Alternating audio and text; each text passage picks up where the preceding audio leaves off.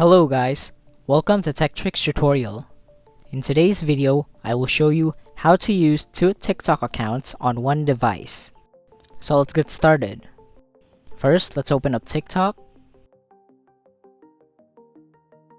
Now click on Profile in the bottom right corner. From here, you're gonna want to click on your username at the very top in the middle, where there is a drop-down arrow. As you can see here, I already have two accounts. But if you only have one account and you want to add another one, then all you have to do is click on Add Account. From here, you can sign up another TikTok account using your phone, email, or Facebook, or Google. But if you already have another existing account, then you can click on Login at the bottom and log in using the following options. That's pretty much it.